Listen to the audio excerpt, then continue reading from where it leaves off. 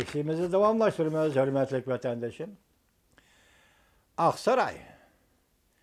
Amerika Hindistan rəhbərləri bexatarlik iqtisadi həmkarlığını çonqurla bexatarlik və iqtisadi həmkarlıqni çonqurlaşdırışqa qoşuldu. Dəb görsətdi mavzulu xəbər 2-ci ayının 10-cu günü Amerika avazdan Xitay til proqramımız elan qılın. Xəbər. Bundaq başladı. Amerika Qoşmuş Ştatları Aksaray 2-ci ayının 8-ci günü bayanat elan qılıb, mundaq görsətdi. Prezident Trump bilan Hindistanның vəziri Modi telefonda sözləşib, muhakimə qılıb, iki dövlət bexatarlik cəhətdə və iqtisadi cəhətdə həmkarlıqni küçəytişkə qoşuldu.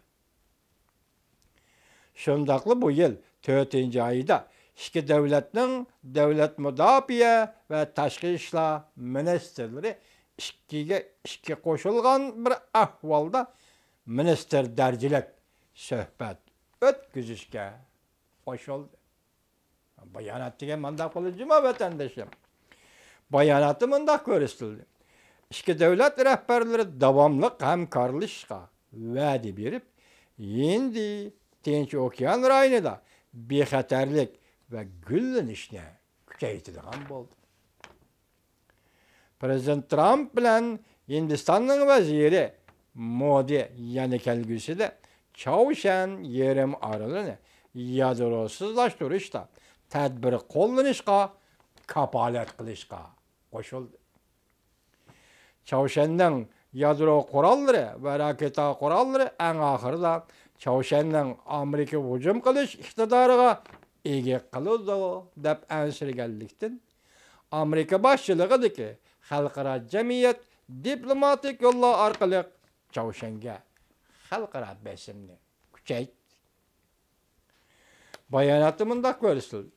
Prezident Trump Janubiy Osiyo siyosatini sharilash bilan birga Prezident Trump va Hindistonning vaziri Modi Afg'oniston bexatarligi va muqimligi to'g'risida bergan va'dalarni qayta sharhladi.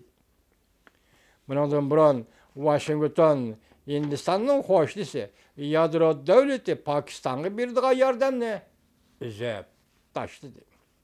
Washington Pakistan uzundan beri Afg'onistonda ishlayotgan Taliban ve haqqani torbiyat radikallarını ve haqqani tori radikallarını yo'qotmadi deb ayıpladı. İki devlet Amerika ve Hindiston rəhbərləri telefonda Moldavi siyasi krizisini muhakeme qilishdi. Prezident Trump bilan vaziri Modi Moldavi siyasi krizisi ko'ngil biladiganligini bildirib, demokratik tuzum ve qonun bilan davlat boshqarishning muhimligini ta'kidladi. Moldavi davlatining prezidenti Yaman hukumati Oliy sudning bir nafar siyosiy rahbarini turmadan qo'yib berish to'g'risidagi buyruqqa bo'ysunishni rad qilganlikdan balki Oliy sudning bosh sudchisini qo'lga olib, bu siyosiy krizisni paydo qilib, oxiri prezident Yamanning Moldavida 15 günlük harbiy holat e'lon qilishini keltirib chiqardi.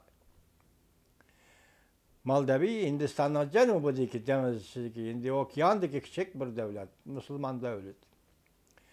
Prezident Trump bilan vazir Modi Birma masalasi hamda Birmadan qochib chiqqan Rohingya musofirlari masalasi to'g'risida fikr almashtirdi.